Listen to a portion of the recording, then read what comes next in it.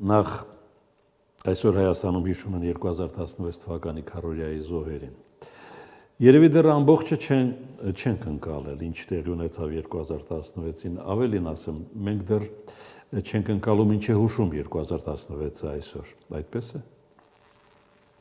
Գուցե մասնակիորեն իսկապես մենք այդպես էլ չամբողջացրինք տեղի ունեցածը ոչ ռազմական իմաստով եւ ոչ էլ քաղաքական եւ ռազմաքաղաքական իմաստով։ Այդ տեսանկյունից երևի թե ապրիլյան քառորյան չարժանանալով այդ մասշտաբի ուշադրության եւ հիմնականում դառնալով պարզապես ներքաղաքական հարաբերությունների պարզաբանման այդ ժամանակ թերևս ամենաաղմկոտ եւ ամենաարյունոտ թվացող առարկան, այսպես ասենք, մեծ հաշվով դարձավ այդ կոնյունկտուրային հարաբերությունների միջոց եւ գործիք։ Եվ եթե մեզանում իսկապես լուրջ դիտարկման արժանանար տեղի ունեցածը, գուցե մենք կարողանայինք գալ եզրահանգումների, որոնք արդեն թույլ կտային մեզ ապահովագրվել այն հետագա զարգացումներից, որ տեղի ունեցան թե ներքին դաշտում, թե նաեւ արդեն արտաքին դաշտում 2020 թվականի բազմապատիկ ավելի կորստաբեր եւ արյունալի պատերազմի տեսքով։ Մեզ 2016-ին թվում էր, որ դա մի աննախադեպ մասշտաբային եւ այդ պահի դրությամբ այդպես էր, աննախադեպ մասշտաբային էսկալացիա է եւ նաեւ հետո որոշակի տպավորություն եղավ հանրային տարբեր շրջանակներում, որ հենց դրանով պարպվեց միջավայրը եւ մենք շատ երկար ժամանակ այլևս չենք ունենա այդպիսի բախում։ Եվ գուցե իսկապես հենց այդպես էլ լիներ, այսինքն մենք դրա միջով անցնելով կարողանայինք առավել երկարաժամկետ նոր կայուն ժամանակահատված ապահովել, եթե կրկնեմ այդ ամբողջական դիտարկումը եւ վերլուծությունը իրականացնեինք թե քաղաքական, թե ռազմաքաղաքական, թե ռազմական իմաստներով առանձին։ Իսկ ով կամ ինչը կանգնեցրեց քառորյան, սա նույնպես այդ թեզը հասկանալու համար շատ կարևոր։ Ես կարծում քառորյան կանգնեցրեց Ռուսաստան, այսինքն այդտեղ ինձ համար այդտեղ պատասխանը զգալիորեն միարժեք է։ Շահագրգռված Ռուսաստանն էր, որ ավելի մեծ էսկալացիա չլինի։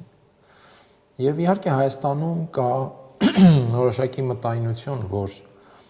Ռուսաստանն է շահագրգռված եղել էսկալացիայի լարումով, բռնկումով եւ այլն, բայց այդուհանդերձ Ռուսաստանի համար շատ կարևոր կլիներ, եթե այդ ամեն ինչը լիներ կառավարելի։ Ես կարծում եմ առաջացավ մտավախություն, որ կարող է իրավիճակը դուրս գալ կառավարելիությունից։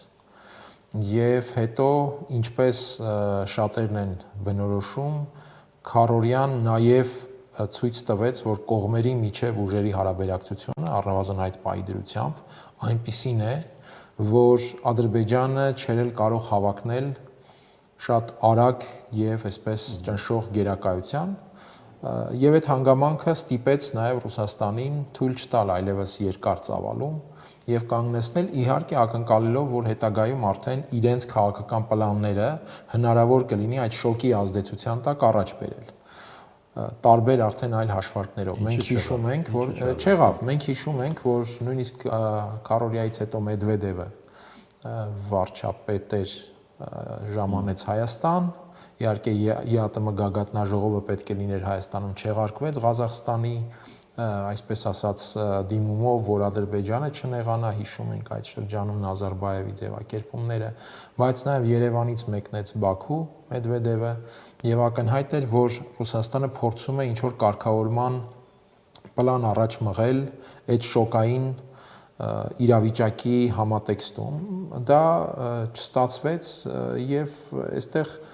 խնդիրը նույնիսկ այն է, որ երբեք էլ չի ստացվել մեծ հաշվով այդ կարգավորման պլան առաջ մղելը այդ ամբողջ 3 տասնամյակի ընթացքում։ Այստեղ շատ հաճախ խոսվում է, որ Հայաստանը չի համաձայնել այս պլանին, այն պլանին, լավ կլիներ, եթե համաձայներ։ Ես այս տեսանկյունից մի քիչ անհամաձայնություն ունեմ այդ ձևակերպումների հետ, որովհետև տպավորություն է ստեղծվում, թե եղել են ռեալ կարգավորման հնարավորություններ, Հայաստանն է դրանք բաց թողել եւ մենք դրանով ուղղակի թե անուղղակի արդարացնում ենք մեզ հետ մեր հանդեպ տեղի ունեցած ագրեսիան։ Հիմա այդ ամբողջը անցյալ է արդեն, հասկանալի է, բայց ինչով է խանգարում ու ավարտենք այս մասով, ինչով է խանգարում Մինսկի խումբը Ալիևին։ Եթե կարճ ասեմ, դա հանցանքի հետքն է։ Ես առիթ ունեցել եմ դա ձևակերպել հենց անմիջապես այն շրջանում, երբ ինքը առաջ քաշեց այդ պահանջը Մինսկի խումբը լուծարել։ Դե հիմա էլ վերահաստատում է։ Դա հանցանքի հետքն է, այսինքն Մինսկի խումբը իր ամբողջ փաթեթով, իր ամբողջ քեյսով ցույց է տալիս, որ Ադրբեջանը խախտել է բոլոր պայմանավորվածությունները եւ սկզբունքները խաղաղ կարգավորման։ Ընդ որում այստեղ հարցը չի եղել ինչ որ բանավոր պայմանավորվածությունների շրջանակում։ Եղել են գրավոր պայմանավորվածություններ, արձանագրումներ, ընդհանուր միջուկային 3 տերությունների նախագահների մակարդակով։ Ռուսաստան, Ֆրանսիա, Միացյալ Նահանգներ նախագահների մակարդակով արվել են բազմաթիվ հայտարարություններ խաղաղ կարգավորման սկզբունքների եւ այլնի վերաբերյալ։ Հստակ միջազգային մանդատով օժտված համանախագահությունը առաջ է քաշել այդ մադրիդյան սկզբունքները իրենց ամբողջ հարաբերականությամբ հանդերձ եւ խաղաղ կարգավորման տրամաբանությունը։ Հիմա քանի դեռ այդ խումբը պահպանվում է, բնականաբար պահպանվում են հարցերը Ադրբեջանին այդ խաղաղ գործընթացը տապալելու եւ ագրեսիայի դիմելու համար։ Ընդ որում մեզանում սա էլ շատ կարեւոր է, մեզանում ինչ որ այսպես մտայնություն է ձևավորվել, հատկապես վերջին տարիներին այդ իրական Հայաստան եւ այլն այսպես կոչված գաղափարախոսության բերումով, որ Ադրբեջանը իրավունք ուներ Արցախում ագրեսիայի, դա լեգիտիմ ագրեսիա էր։ Իսկ օրինակ Հայաստանի միջազգային սահմանների, միջազգայինորեն ճանաչված սահմանների հանդեպ այդ իրավունքը արդեն չկա։ Լեգիտիմ ագրեսիայի իրավունք Արցախի նկատմամբ Ադրբեջանը չի ունեցել եւ չէր էլ կարող ունենալ։ Դրա համար սահմանվել էին խաղաղ կարգավորման սկզբունքները, չափանիշները։ Եվ Ադրբեջանը շատ լավ պատկերացնում է դա՝ ի տարբերություն գուցե մեզ կամ մեր հանրության եւ քաղաքական դաշտի որոշ շրջանակների։ Հիմա